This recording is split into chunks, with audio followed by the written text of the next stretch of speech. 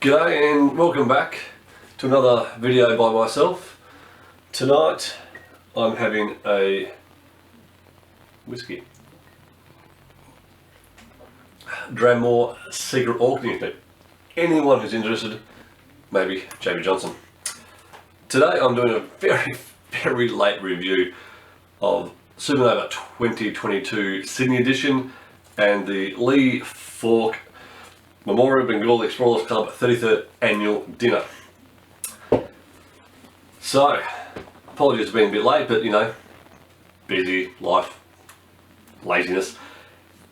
Great this year to get back to Sydney in essentially, not COVID-free times, but you know, borders open, everyone can be there, so it's very much back to SupaNova of normal and people coming and attending, etc. The Friday arrived in Sydney. Brew had an open day at their offices, which a number of people went to. I know that Jermaine went, Chris Hill went, and a few others. They picked up a few things from the Frew booth, saved on some postage, had a look around the offices. I believe Jermaine has posted some videos on the Chronicle Chamber on that one, so have a look. It is actually well worth having a look at those ones. Something a bit different and unique, and hopefully they do it again next year. If they do, hopefully advertise that a bit earlier, and if they do, I might even grab an earlier flight up to go there and spend some dollars direct into their hands and check out the offices. So that was good. Then went to the hotel, did my normal Friday afternoon run around Sydney Harbour, which was great. Then with Peter and his lovely partner Brenda, headed up to the Mercure for the Friday night catch up. Probably 7 or 8 of us here. Sam Allen drifted in from the hills on the farm. There's that 7 or 8 there, people there. So that was really good, a bit of a catch up and just a general chat. Headed home about 9:30 and then Saturday morning did the traditional SupaNova park run. Went to North Sydney this year. Dan couldn't make it, he was at another one with his family. So that was a good do. Then also got to run home across Sydney Harbour Bridge, which was excellent, to the hotel. Then headed out to SupaNova. SupaNova was not as big as pre-COVID times, probably a touch bigger than last year's, much more phantom content in creator-wise.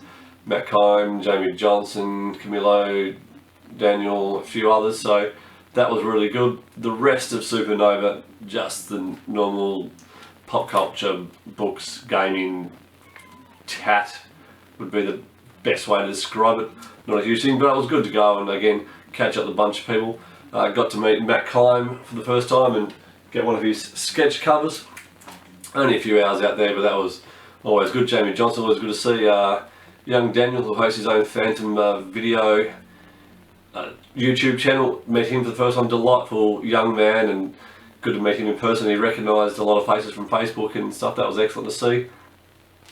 So then headed home and then headed to the annual charity dinner, which is one of the main events of the whole weekend, really, more so than SupaNova, at Deuce Cafe, which I believe they've held up before, my first time there.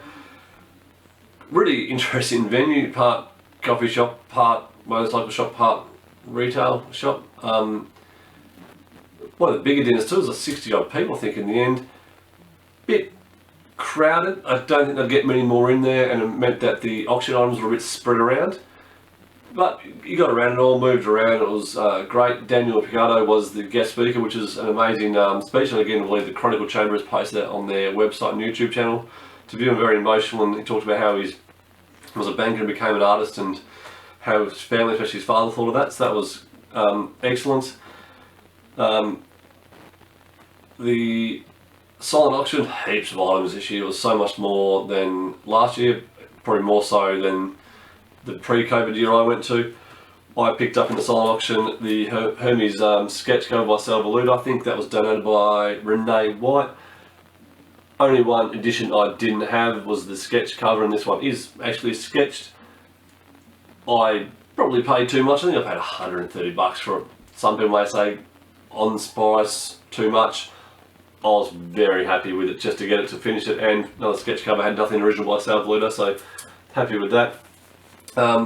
As always as well, there's always a bunch of bespoke items that you get on your table. So there's always a catalogue which is done by the wonderful Bradley and his wife Joyful. This, by far the highest quality one I've got. It's absolutely incredible. All the items, artwork.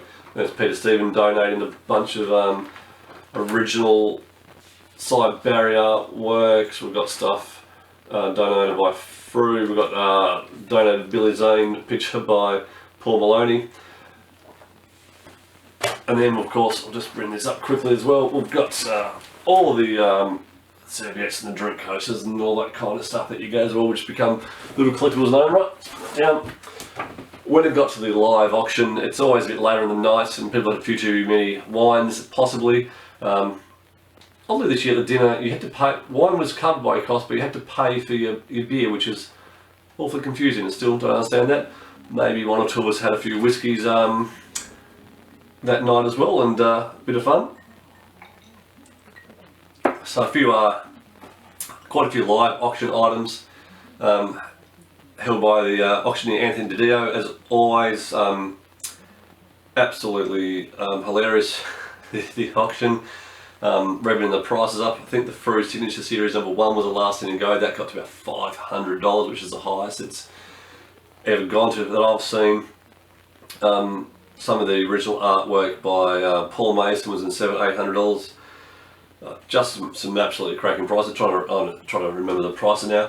One of the best fun ones though was this auction item donated by Paul Maloney. It was a very large, I think they're probably almost A2 sized, signed movie picture by Billy Zane there with stupid authenticity.